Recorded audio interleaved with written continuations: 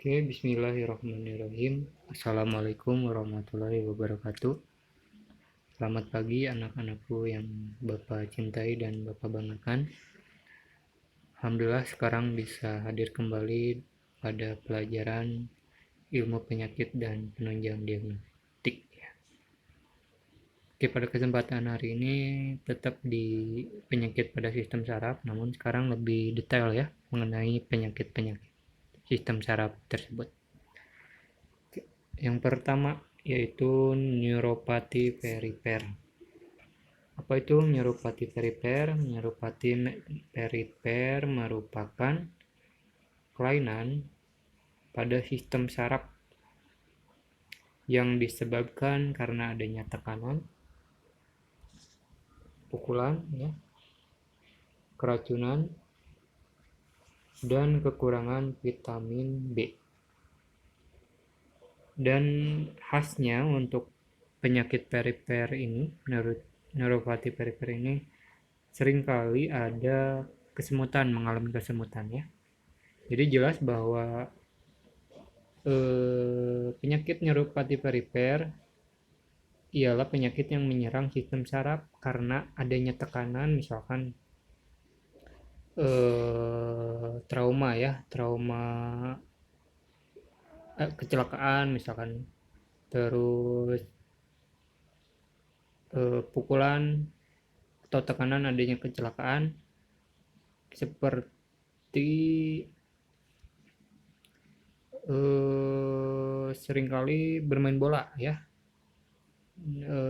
adanya gesekan antar pemain, nah itu mengalami gangguan saraf misalnya dan mempengaruhi otot-otot pasien tersebut ya.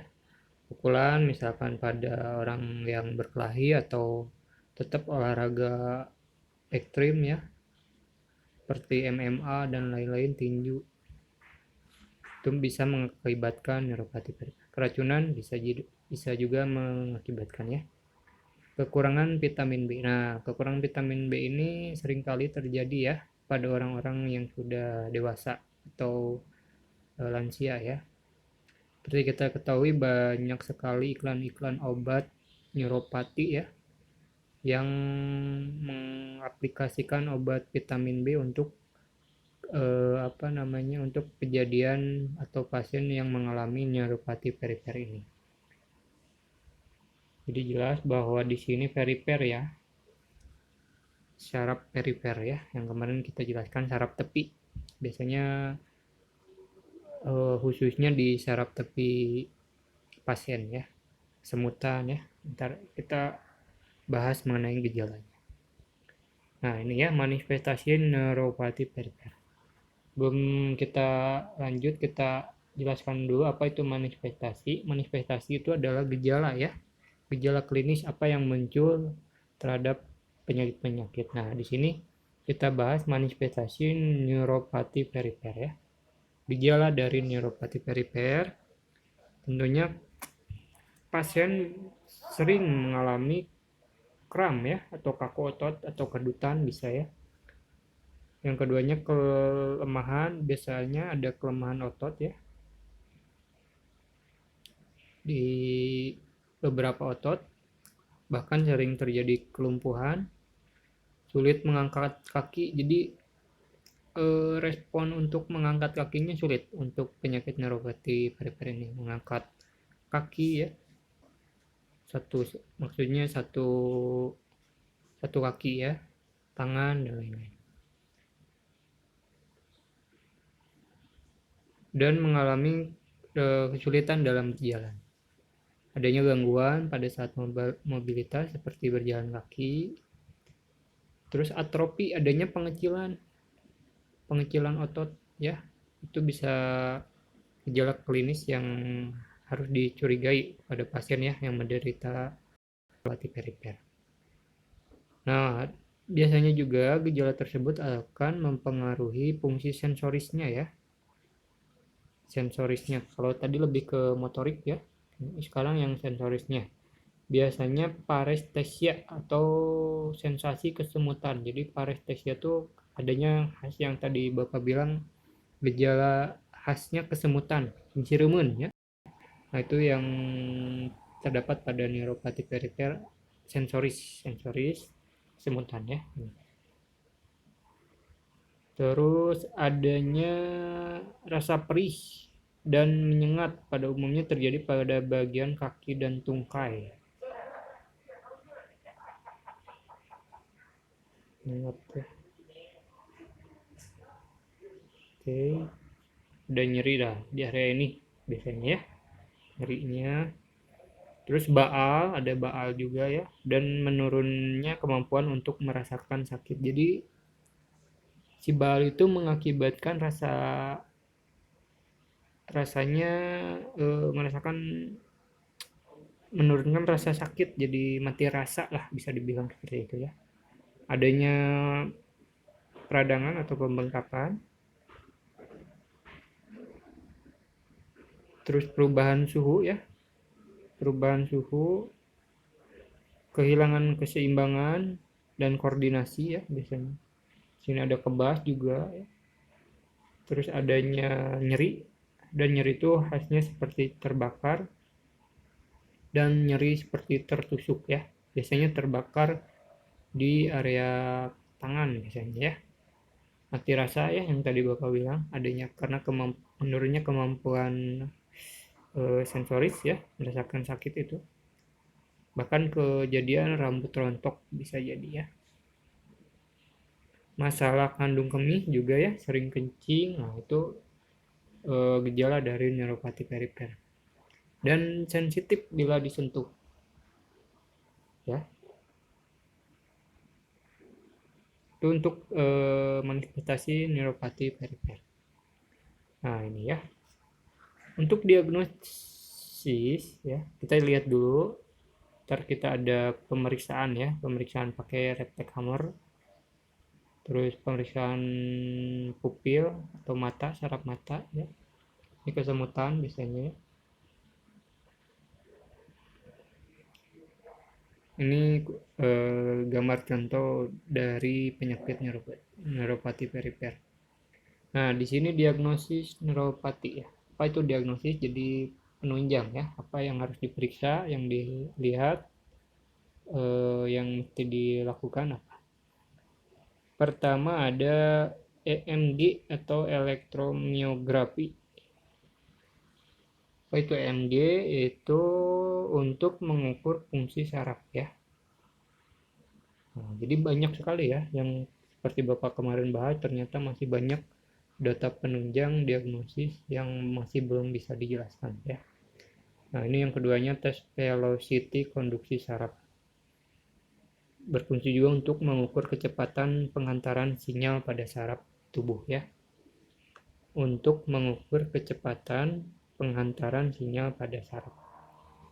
MPC. Yang terakhir biopsi saraf. Biopsi itu pengambilan sampel jaringan ya, yang khusus saraf di sini untuk memeriksa kondisi sel-sel saraf tersebut. Adanya gangguan sel saraf atau terjadinya gagal organ dari saraf tertentu ya. Dilihat dari sarafnya apakah intinya, terus bagian-bagian saraf yang terganggu. Nah, itu diagnosis neuropati.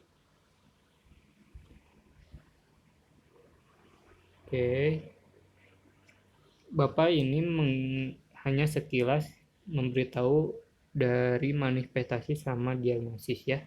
Untuk selanjutnya Bapak akan mengajarkan atau menjelaskan mengenai pengobatannya dan diagnosis keperawatannya gitu. Tapi ini lebih ke manifestasi sama diagnosisnya dulu ya. Selanjutnya penyakit yang kedua adalah hidrosefalus. Seperti janji Bapak kemarinnya, kita akan menjelaskan mengenai hidrosefalus. Hidrosefalus ialah merupakan kondisi kelainan yang terjadi akibat gangguan otak ya, gangguan aliran berupa cairan di dalam otak yang menumpuk sehingga menyebabkan pembengkakan di dalam otak.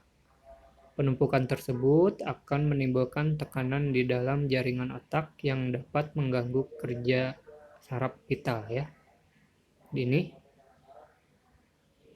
pengertian dari hidrosefalus ya. Nah, ini contoh dari gambar kejadian hidrosefalus. Mayoritas untuk penyakit hidrosefalus ini terjadi kepada balita ya, atau bayi yang baru lahir bisa. Jadi ukuran dari kepalanya tidak abnormal ya, tidak normal, dan ini mengganggu saraf-saraf di otak tentunya ya. Ini manifestasinya yaitu yang muncul atau biasa yang dicurigai, biasanya pasien akan mengalami gangguan koordinasi, yakni sulit bergerak ya, selain dari tangan, kaki ya. Terus keseimbangan sulit juga, dan kesulitan untuk berbicara. Gangguan penglihatan jelas ya, gejalanya gangguan penglihatan, karena mungkin dari saraf-saraf optiknya juga terganggu ya. Penurunan daya ingat ya, bukannya karena ini penyakit, bukannya harus mengingat banyak ya karena kepala besar gitu ya, tapi ini penyakit jadi tentunya banyak merugikan tubuh ya. Menurunkan daya ingat, sulit untuk memahami suatu kondisi ya, dan sulit untuk berkonsentrasi ya. Tentunya pada kasus ini balita biasanya kualitas hidupnya terganggu ya. Oke, penyebabnya juga bisa dari nutrisi pas masa janin ya, terus gizi juga, status ekonomi keluarga bisa juga ya, akibat dari hidrosefalus ini. Jadi khas banget hidrosefalus itu cairan ya, cairan otak yang menekan ke bagian-bagian otak sehingga mengalami pembesaran. Untuk diagnosis hidrosefalus dilakukan untuk CT scan ya, melihat struktur otak secara melintang dan mengetahui kondisi otak akibat tekanan dari penumpukan cairan di dalam kepala. Nah, ini untuk normalnya seperti ini ya. Ini abnormalnya hidrosefalus. Jadi cairan di dalam otak yang menumpuk sehingga menekan ke tengkorak dan bagian-bagian dari otak sehingga mengalami pembesaran ya. Nah, seperti ini ya. Harusnya normal seperti ini, karena adanya cairan yang berlebih mengalami pembengkakan. Terus MRI ya, dapatkan gambar otak secara rinci kalau MRI ya, dengan menggunakan medan magnet dan gelombang radio. Jadi jelas terlihat dari beberapa dimensi dari pemeriksaan MRI ini. USG, kenapa USG? Karena kita ketahui bahwa hidrosefalus ini dialami banyak oleh balita, sehingga USG ini digunakan untuk mendeteksi hidrosefalus pada janin ya, di dalam kandungan atau bayi yang sudah lahir. Nah, untuk USG ini kita bagi perkembangan janin juga, apakah dia ada kelainan atau tidak ya. Nah, untuk selanjutnya ini ada pembedahan ya. Pembedahan ini yang dilakukan dokter, biasanya pengambilan cairan ya, di insisi ya, letaknya, dan pengambilan cairan untuk tindakan bedahnya seperti ini. Oke, ini hidrosefalus. Selanjutnya meningitis ya. Oke, meningitis disebut pula sebagai radang selaput otak, dan meningitis juga merupakan infeksi pada selaput yang menutupi otak dan sumsum tulang belakang ya. Biasanya infeksi ini disebabkan oleh virus atau bakteri, dan hal ini juga akan mempengaruhi kerja otak hingga menurunkan kesadaran klien. Seperti Bapak bahas kemarin meninges ya atau selaput otak.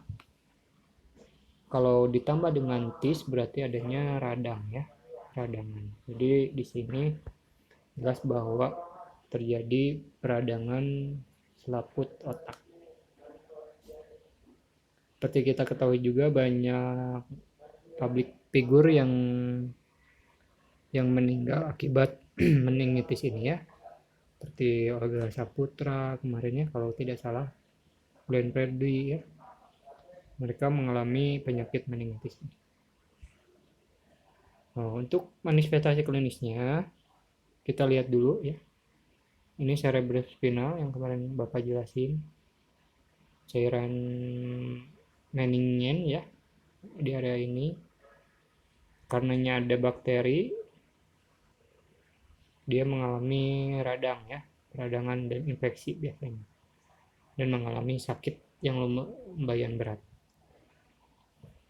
Oke, areanya di sini ya. Oke, biasanya pasien merasa gelisah ya, tetapi tidak ingin disentuh. Jadi ada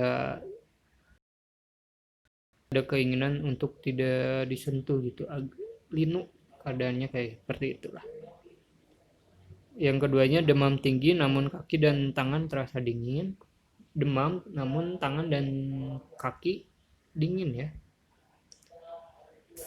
Terus biasanya pada bayi mengalami tangisan yang melengking dan secara terus-menerus rewel gitu ya.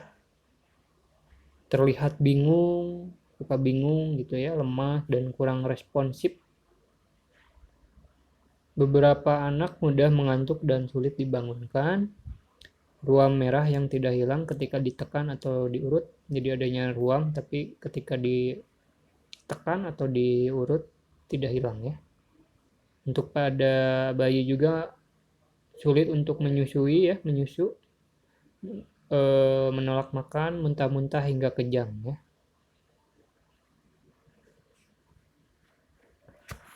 Terus gejala klinis selanjutnya pada remaja biasanya mengalami muntah-muntah atau nausea ya, sakit kepala parah, berat ya, dan leher terasa kaku.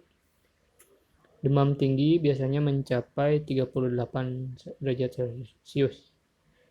Tapi seperti biasa, tangan dan kaki terasa dingin ya. Napas cepat atau tersengal-sengal.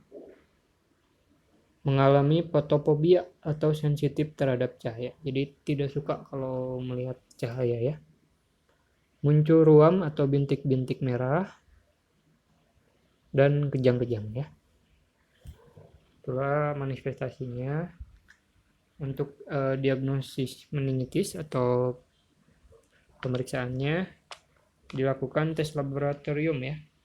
Karena di sini adanya peradangan yang diakibatkan bakteri, tentunya harus mencari bakteri atau parasit atau virus ya yang menyebabkan kondisi meningitis pada sampel darah. Jadi diambil sampel darahnya, baik itu tes darah leukosit, eritrosit, trombosit ya. Dilihat berapa banyakkah hasil tes leukosit biasa. Fungsi lumbal yaitu mengambil cairan dasar tulang belakang ya. Biasanya fungsi lumbal ini pengambilan cairan di tulang belakang. Seperti biasa apakah ada virus ya, selain dari darah, lumbal juga pengambilan sumsum atau cairan dari tulang belakang ya. Dicari apakah ada bakteri dan jamur. X-ray mengetahui tanda-tanda infeksi ya, di foto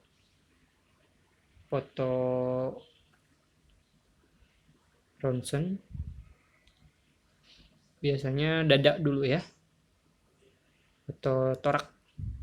Tes urin untuk memeriksa infeksi pada saluran urin, dan biopsi pengambilan sampel jaringan ruam kulit yang muncul ya. Karena tadi ada ruam ya, hasil biopsi inilah manfaat dari pengambilan ruam tersebut. Itu untuk meningitis ya. Selanjutnya paralis atau kelumpuhan. Paralis ini merupakan kondisi hilangnya satu atau banyak fungsi otot. Kerusakan pada otak juga menyebabkan terjadinya kelumpuhan.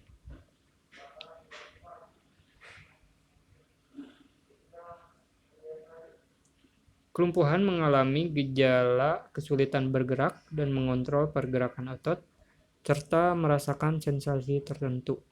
Apabila kondisi memburuk, penderita mungkin merasakan sensasi kesemutan atau mati rasa sebelum mengalami kelumpuhan total ya. Nah, ini manifestasi paralisnya.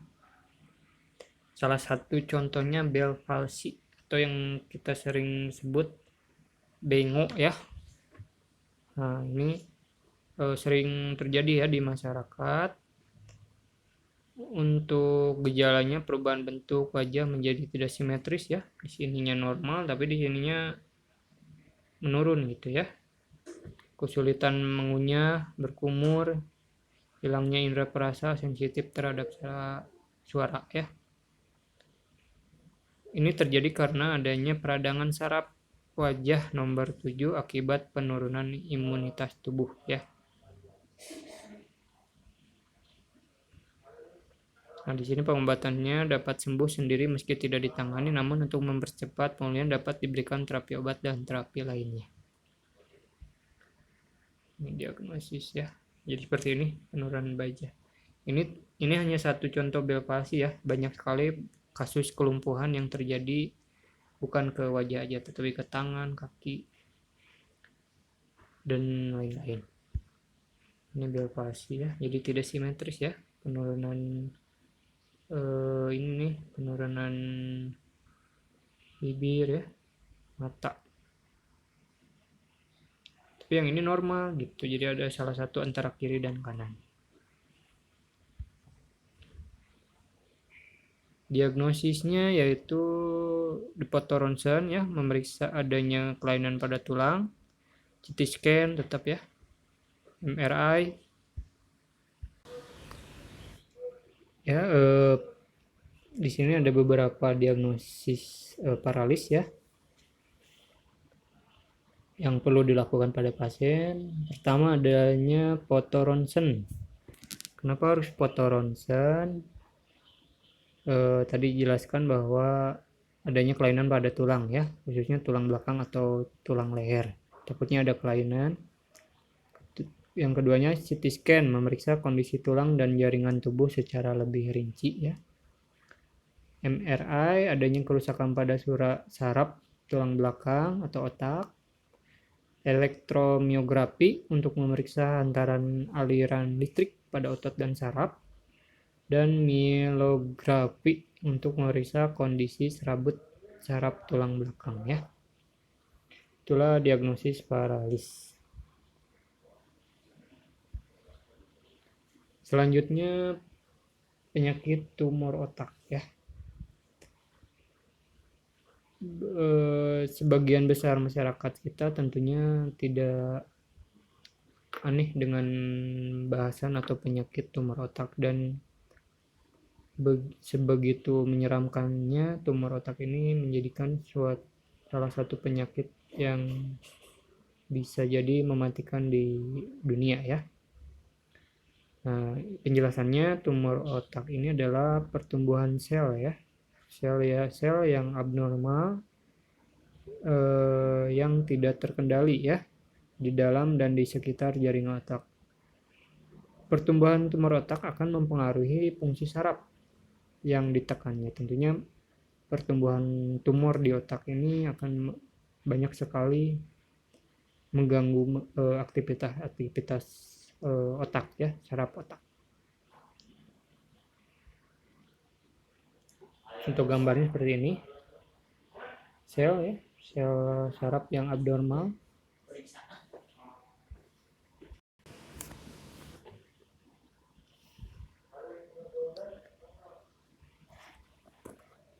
Ya, jadi di sini ada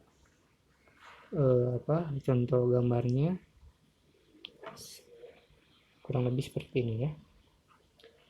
Oke, untuk gejala klinisnya biasanya tumor ini menekan bagian dalam tengkorak ya, sehingga mengakibatkan pusing atau sakit kepala yang parah dan menahun atau berkelanjutan, terutama ketika menunduk atau batuk. Mengalami kejang-kejang ya, mudah mengantuk, merasa linglung, berhalusinasi, dan perubahan karakter. Gangguan penglihatan dan pendengaran, serta terganggunya keseimbangan tubuh. Klien akan kesulitan berbicara dan gangguan pergerakan tangan atau kaki.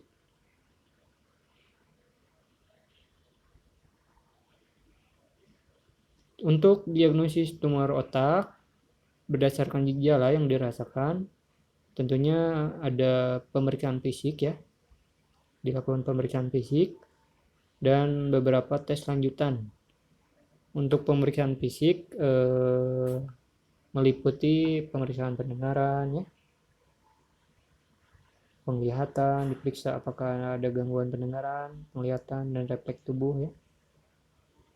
Ntar kita belajar gimana caranya memeriksa refleks tubuh, refleks menelan juga. Ntar kita belajar mengangkat lutut ya. Ini untuk penunjang diagnosisnya dilakukan CT scan ya, untuk mendapatkan gambaran bagian dalam otak secara jelas. Seperti tadi, jadi diketahui ya, kalau misalkan gambarnya contoh seperti ini, tentunya kita pasti mengetahui bahwa itu ada kelainan di otak. Untuk CT scan ini kita berharap bahwa ketika ada pasien yang masih tidak menimbulkan gejala benjolan seperti ini, terlihat adanya sel-sel yang abnormal ya. MRI juga sama dengan CT scan, namun MRI menggunakan medan magnet dan gelombang radio. Kalau CT scan sinar X ya, EEG untuk merekam aktivitas otak. Jadi di mana ada alat-alat yang nempel di sini ya untuk merekam aliran listrik otak. PET ya, memeriksa fungsi jaringan dan organ tubuh. Dan selanjutnya biopsi. Diangkatnya misalkan udah kelihatan nih adanya tumor di otak. Nah, biopsi ini fungsinya untuk mengangkat si tumornya tersebut ya, sehingga apa yang cocok, yang harus diobati untuk jenis tumor tersebut. Nah, untuk macam-macam penyakit saraf ini dicukupkan sekian. Bapak harap untuk bertanya dan diberikan poin 100 dari Bapak. Terima kasih. Wassalamualaikum warahmatullahi wabarakatuh.